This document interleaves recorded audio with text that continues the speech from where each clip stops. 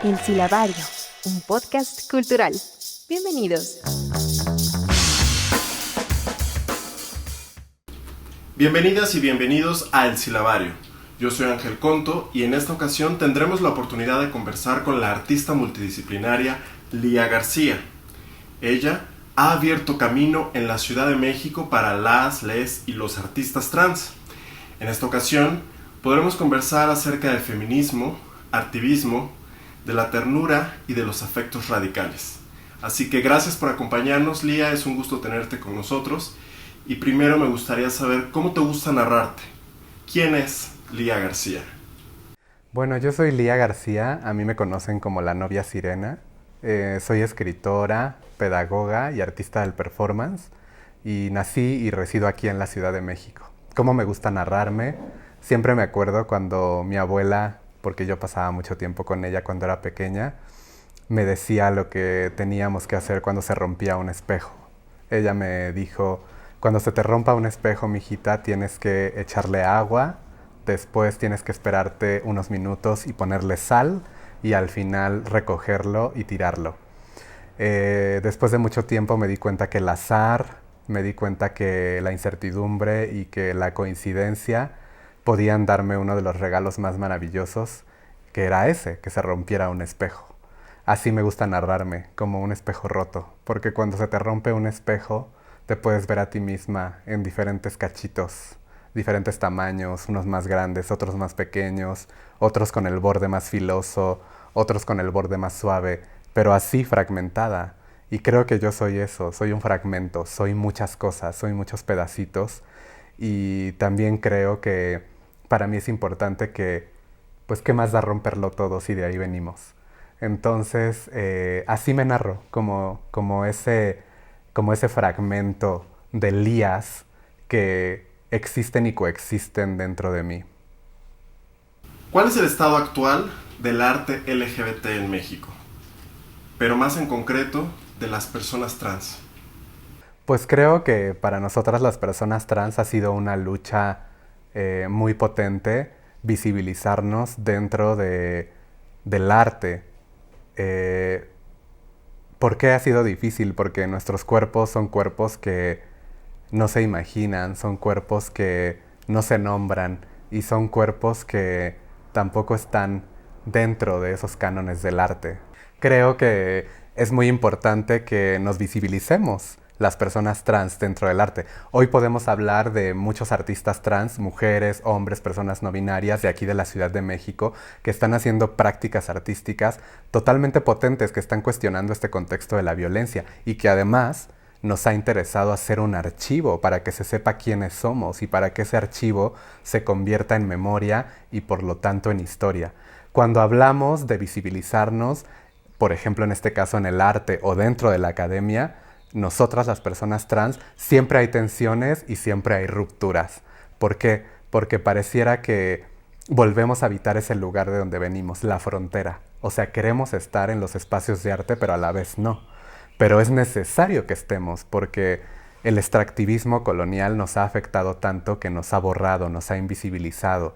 Y por nosotras, nosotros han hablado otras personas que no encarnan experiencias trans.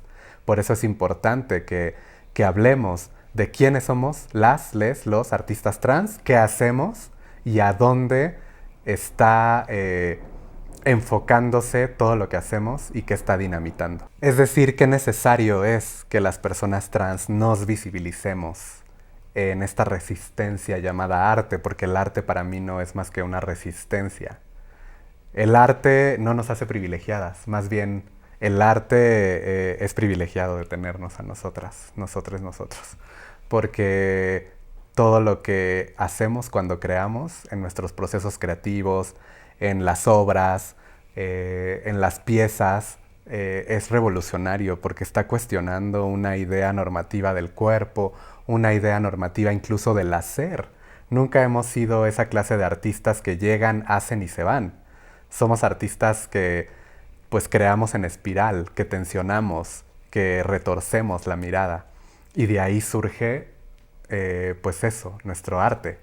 Hay que entender el arte también como lo que no se debe de preguntar. Siempre nos preguntan que para nosotras qué es el arte, qué queremos dar a entender con nuestra obra de arte, y creo que el arte debería ser lo que pues no debería preguntarse, porque pues es eso el arte, una pregunta que todos los días se está haciendo, una pregunta que no necesariamente implica una respuesta, sino más preguntas, y el arte trans muchísimo más.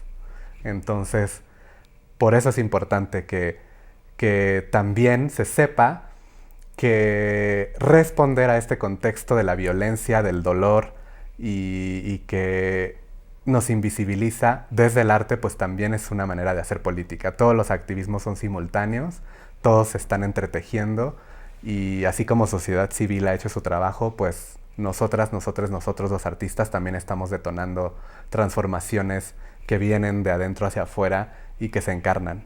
Ya hablaste un poco acerca de ello, pero nos gustaría saber cuáles son las causas en las que milita tu producción artística, qué objetos ha enfrentado y cómo ha abierto camino para las personas trans cuando seguimos enfrentándonos a episodios que van de la transfobia institucional a la transfobia en los espacios públicos y más obstáculos que muchas veces ni siquiera nos imaginamos. Pues creo que para mí ha sido muy importante accionar en este contexto desde los afectos, desde la ternura radical y desde el feminismo de los cuidados. Han sido ya 15 años de tránsito artístico, han sido 15 años de un deshacer, porque me interesa pensar en deshacer y en desaprender, en los cuales pues yo he pues como tejido mi propia intimidad como artista. Y cuando digo que he tejido mi propia intimidad como artista, me refiero a que yo voy y vengo, todo el tiempo estoy de rincón en rincón. Y esos rincones en los que yo he estado pues han sido diversos, porque pues he hecho performance, pero ahora pues también he retomado mi formación como escritora, como poeta, como narradora oral. En algún momento de mi historia también hice diversos collages. Entonces todo lo que atraviesa mi obra es un profundo diálogo con este contexto en el que yo vivo, habito y encarno, que es México, que es el segundo país en Latinoamérica en asesinarnos más a nosotras, las mujeres trans, y a los cuerpos que deciden transitar hacia las otras feminidades. Entonces, ¿cómo ha sido mi diálogo con ese contexto de la violencia? Desde el afecto. Y eso lo ha hecho muy complejo, porque la gente entiende el afecto como un deseo por estar siempre bien, como un deseo por querer, como un deseo por afectar y como un deseo de traer la paz a este mundo. Pero cuando hablamos del afecto, pues también estamos hablando de algo que tensiona, porque las políticas afectivas tienen que ver con transgredir a la violencia desde una de las resistencias a las que más les tememos los seres humanos, que es la fragilidad. Porque la fragilidad es política, sinónimo de la vulnerabilidad. Entonces imagínate todo lo que vulneramos nosotras las mujeres trans en las personas, empezando por los cuerpos de los hombres. Tú sabes que en mi proyecto lo que ha sido medular han sido los espacios de masculinidad hegemónica, ¿no? Yo tuve un proceso muy, muy fuerte con el sistema penitenciario, en el cual pues yo iba a los reclusorios a hacer una serie de performances trans bastante cuestionadoras para la masculinidad hegemónica. ¿Por qué? Porque nuestros cuerpos trans están en una tensión total con la masculinidad, porque desatamos el deseo, pero al mismo tiempo la pulsión de muerte. Entonces para mí era necesario ir más allá de la reflexión y hacer que el arte pudiera colocar en el centro esa problemática que tienen nuestros cuerpos trans con los hombres, y detonar otros modos de existir y otros modos de vivir. Por eso también el diálogo tan íntimo con la pedagogía, porque yo me formé como pedagoga, no me formé como artista. Entonces, imagínate cuáles son las relevancias de hacer del arte una pedagogía radical de la transformación. ¿Por qué? Porque lo que hacemos las personas trans en nuestro día a día es una pedagogía. Explicarle al mundo quiénes somos, cómo queremos ser nombradas, por qué nuestros cuerpos no son deseados y somos las deseantes. Eso es una pedagogía del dolor, porque nos duele, pero en el dolor está nuestra resistencia. Entonces creo que que mi arte y el arte de muchas de mis hermanas, de mis hermanos y mis hermanos trans, lo que hacen también es encarnar esa posibilidad de habitar otros mundos. Porque no solamente puntualiza, sino que acciona. Y en este contexto donde la transfobia nos está alcanzando, y cuando te digo que nos está alcanzando es que se está cobrando vidas, que se cobra afectos, y que nos hace a nosotras estar en el intersticio entre la vida y la muerte, pues es muy relevante hablar de una práctica artística trans y además afectiva, porque creo que dentro de mi obra artística la ternura, el cariño, la intimidad, la seducción, el goce y el placer han estado muy presentes. Yo cuando empecé mi trabajo artístico ni siquiera teníamos idea de que iba a haber una ley de identidad de género. Yo empecé en el 2009. Había habido propuestas para reformar esta política de aceptación, de inclusión, de reconocimiento de nuestra identidad, pero no teníamos ni idea de si eso iba a suceder o no. Entonces, eran otros tiempos, y en esos tiempos valía mucho la pena hablar de la celebración, hablar del goce, que también es parte de nuestra historia. No hay que conformarnos con ver la prensa amarilla y ver cómo aparecen nuestros cuerpos mutilados, torturados y mal nombrados. Yo creo que también vale la pena que se nos pregunte a nosotras, las mujeres trans, qué gozamos, qué hemos decidido celebrar y pues qué hay en nosotras de las otras personas. ¿Y cómo es el diálogo entre artistas trans de diferentes generaciones? ¿Existe el diálogo intergeneracional? ¿Cómo ha cambiado en los últimos años y cómo es actualmente? ¿Nos puedes contar un poco acerca de ello? Pues es muy interesante esta pregunta porque ¿cómo veo yo ese diálogo intergeneracional? Lo veo desde dos puntos de vista. Yo no puedo desvincularme de mi posición política como artista, o sea, lo que yo hago evidentemente es una práctica artivista, donde lo que está en un diálogo íntimo es mi activismo y mi proceso creativo. Entonces, yo he tenido diálogos con otros artistas que son muy reconocidos en la Ciudad de México y que no encarnan experiencias trans, pero que también hacen arte político, porque pues artistas que no están interesados o interesadas en procesos políticos vinculados a su práctica, pues no encuentran interés muchas veces en hablar con artistas que pues sí estamos muy vinculados al artivismo. Además, bueno, yo no puedo desvincularme tampoco de mi cuerpo, y mi cuerpo es un cuerpo en resistencia, mi cuerpo es una pregunta en todos los espacios. Entonces eso hace también que todo lo que yo haga, sea pintura, sea grabado, sea escultura, sea performance, sea una práctica política, porque lo estoy haciendo yo con mi cuerpo trans. El diálogo intergeneracional del que también te quiero hablar es otro. Yo estoy muy cerca de procesos creativos de infancias trans y de adolescentes trans.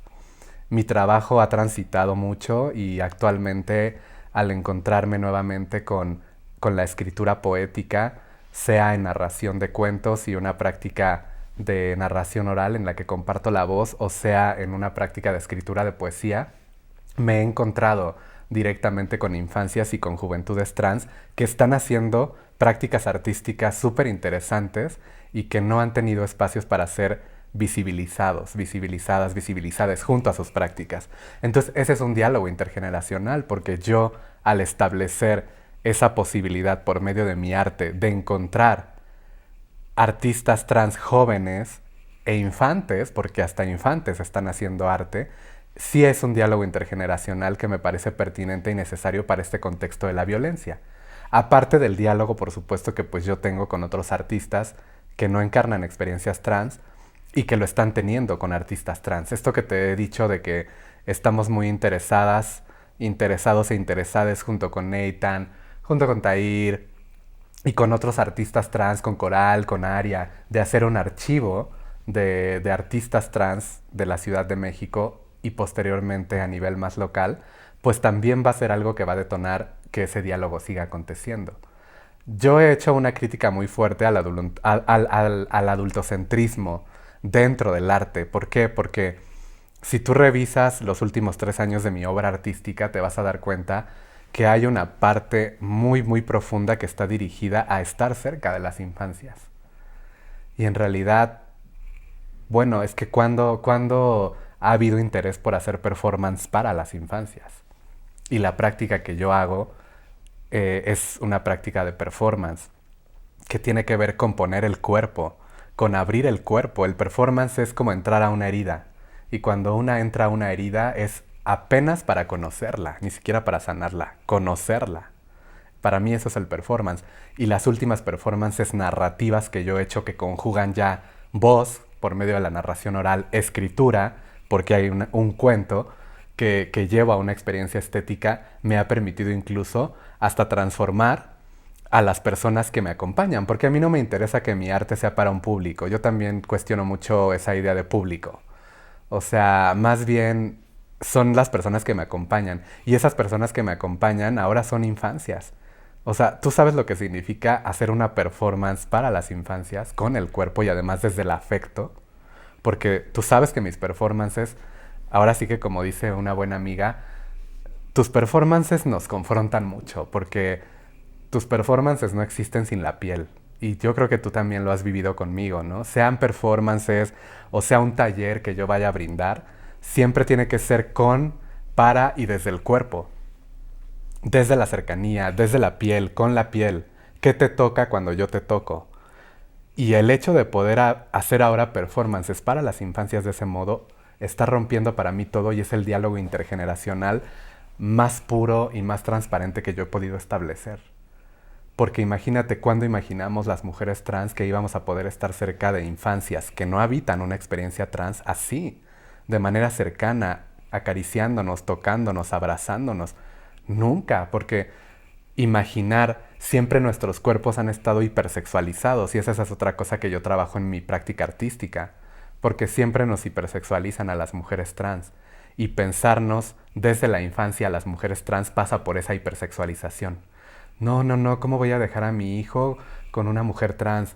¿Cómo voy a dejar que mi hijo abrace a una mujer trans, no? Lo va a violar, lo va a acosar, lo va a tocar. O sea, siempre nuestros cuerpos están puestos en la hipersexualización. Entonces, es pertinente que una mujer trans proponga una performance del afecto con infancias para desexualizar ese afecto desde la infancia. ¿Y qué pasa con los hombres también, no? Porque si yo llego con un chico que habita una identidad masculina y ha decidido tener una vida heterosexual por imposición, porque la heterosexualidad es una imposición, y yo llego y acaricio, toco o muestro mis afectos hacia un hombre heterosexual que habita un cuerpo cis, uy, ¿no? O sea, no, ¿qué quiere esta chava, no? O sea, como se quiere acostar conmigo, ¿qué van a decir mis amigos? Y entonces, date cuenta cómo mi arte ha cuestionado todas esas problemáticas y al pasarlo por el cuerpo. Entonces ese es el diálogo intergeneracional más transparente y hermoso que he podido tener ahora, con infancias y con adolescencias que están haciendo arte y que no se les ha visibilizado. ¿Por qué? Porque son jóvenes y porque son niñas, o porque resulta que de repente sucede mucho esto en el campo de la performance, que hay muchos artistas pues que ya tienen una trayectoria de 25, 40 años de carrera artística y dicen, bueno, es que los artistas emergentes, ¿no? Que seríamos nosotros, los jóvenes, las obras no han madurado, pero pues ¿qué es que madura una obra? No, yo no entiendo qué significa que una obra artística esté madura o no, porque en realidad es que hay prácticas artísticas que han acontecido de procesos creativos de un mes y que son potentes, de artistas trans o de artistas disidentes. Y trayectorias de más de 20 años donde pues yo no veo todavía el concepto muy claro. Entonces creo que hay que romper con eso. ¿Y cómo ha sido la reacción de las y los niños frente a la performance ante los afectos y la ternura radicales? Este es un proyecto artístico que conjuga narración, voz, que conjuga escritura por medio de los cuentos que yo escribo y que conjuga una experiencia estética, que es la performance de la ternura radical, que es un concepto que yo empecé a proponerle al mundo en el año de 2010 y que el día de hoy pues ya está muy presente en todos los activismos feministas y anarquistas de la Ciudad de México. Pues bueno, yo fui la que la que acuñe este concepto de ternura radical en el año de 2010, y mi obra conjuga esto. Es un proyecto que se llama La Contrahistoria. ¿Por qué la contrahistoria? Porque son esas historias que podemos también contar al revés, tanto como yo contar esta historia de que ahora puedo estar cerca de las infancias, desde mis afectos, y de sexualizar ese contacto, ¿no? El proyecto de Contrahistoria, que es el proyecto de mi escritura de cuentos y la experiencia estética y sensorial que emana de ese cuento, lo pueden encontrar directamente en redes. Todos mis cuentos están en una plataforma que se llama lectu.es. Ahí los pueden descargar y pueden tener acceso incluso a audiolibros, porque también ahí están mis cuentos narrados con mi propia voz. Y bueno, pues recientemente estoy recuperando, y digo recuperando porque fue muy fuerte esto de la pandemia, la posibilidad de reencontrarme con las infancias para hacer y tejer de manera colectiva experiencias sensoriales, estéticas y de la ternura radical junto a las infancias, ahora que pues ya estamos transitando en esta nueva realidad, en este nuevo mundo. Espero que la piel nos devuelva la certeza de un abrazo, y que ese ahora va a ser uno de mis retos, de mis más grandes retos artísticos, recuperar la piel. Porque imagínate, 15 años de hacer performances con el cuerpo, con el tacto, porque mi obra, o sea, si tú me preguntas cómo es la obra, ¿qué define la obra de Lía García, La novia sirena? Definitivamente es el tacto, lo táctil. Todas mis experiencias pedagógicas, narrativas, performáticas son táctiles. Si tú revisas fotos, videos, textos que yo he escrito, todo es táctil, todo pasa por la piel.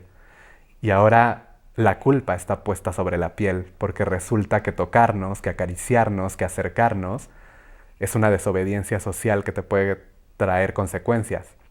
Entonces, ahora, ¿cómo vamos a recuperar esta seguridad de podernos volver a tocar sin ese miedo de contagiarnos de algo, ¿no? Y que eso es algo que llevamos cargando los cuerpos trans históricamente, porque antes de la pandemia, pues ya el que nosotras tocáramos era sinónimo de infección, ¿no? O sea, o el que apareciéramos en el espacio público era motivo de ser miradas con asco.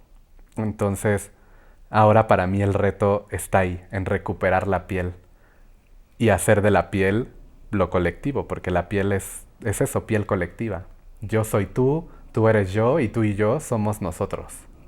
¿Cuáles son los nuevos lenguajes estéticos del activismo trans? ¿Existen? ¿O cuáles se están gestando a partir de la lucha contra los estereotipos, en contra de la hipersexualización de las personas trans, de la transfobia en los espacios que ya comentamos, y de los discursos hegemónicos que traducen, o que solo reproducen, mejor dicho, estereotipos y violencias estructurales? Mira, definitivamente yo te lo cuento porque yo lo viví. Creo que lo que ha hecho sociedad civil ha sido demasiado necesario y radical, porque es lo que te digo, cuando yo empecé mi trabajo artístico en el año de 2009 era otro panorama en la ciudad. Eran otras formas de entender la violencia, eran otras estéticas las que se necesitaban en ese momento, y eran otras prácticas. En el 2009 era como, ¿existen los artistas trans? Así de verdad existen. Y ahora es como, estamos ya hasta pensando en un archivo. ¿Y cuáles son esas estéticas? Yo creo que la rabia. La rabia tiene diversas tonalidades. Una es la tristeza, una es el resentimiento, otro es el enojo, y otra es la ternura, por supuesto. La ternura es una tonalidad de la rabia, porque lo que está haciendo la ternura es abrirte la posibilidad de asumirte como frágil, como vulnerable, como alguien que puede desear de otras formas. Y eso también viene de una rabia, porque estamos hablando de una ternura trans. O sea, hoy ustedes pueden ver en muchos espacios feministas, anarquistas, narrativos y visuales, ternura radical contra el capital. Pero lo que no se dice es que ese concepto emanó de una persona trans. Es una ternura trans. Y cuando yo te digo esto, me refiero a que creo que esas son las nuevas estéticas. La posibilidad de fragmentar la rabia, porque tenemos mucha rabia, tenemos un dolor político todavía por nuestras desaparecidas, nuestros desaparecidos, desaparecidos, y por la problemática más cotidiana que enfrentamos, que es el transfeminicidio. Entonces, como dice Kenia Cuevas, pues nuestra venganza es ser felices. Y esa felicidad viene de una rabia. O como digo yo, ternura radical, esa ternura viene de una rabia. O como las compañeras que hablan del resentimiento y qué estéticas van aconteciendo a partir de todos esos sentimientos y de esos afectos que se politizan cuando los colectivizamos. Finalmente, Lía, ¿qué significa para ti la libertad? La libertad. Bueno, pues como yo digo en uno de mis poemas, ¿qué me van a contar a mí de fronteras, a mí que soy el viento y todo lo atravieso? Para mí la libertad es sentirme viva en un país que insiste en asesinarme de tantas formas. Para mí la libertad es despertarme y darme cuenta que siento ternura, que siento cariño, que siento deseo, que puedo ser deseada y desear. Para mí la libertad es amar y amar con todas las complejidades que esto implica. Y también para mí la libertad es poder soltar las manos y escribir mi propia historia. Porque soltar las manos y escribir tu propia historia es dejar memoria de lo que tú eres. Y se escribe de muchas formas. Escribes cuando apareces, escribes cuando compartes la voz y escribes cuando recuerdas también. Entonces, para mí eso es la libertad y creo que el arte hace eso, porque el arte lo que hace es ayudarte a volar y darte cuenta, hacerte dar cuenta que tus alas son enormes. Muchas gracias por esta conversación, Lía. Sin duda, existe todavía mucho por hacer, mucho por construir a partir de los afectos y de la ternura radicales. Gracias por compartir con nosotras y con nosotros esta parte de tu vida, de tu activismo y de tu trabajo. Gracias a quienes nos acompañaron en esta emisión. Recuerden que estamos cada miércoles en las redes sociales de la Secretaría de Cultura, en plataformas digitales como Spotify y Google, entre otras. Así que no se pierdan El Silabario y hasta la próxima. Gracias. El Silabario, un podcast cultural. Bienvenidos.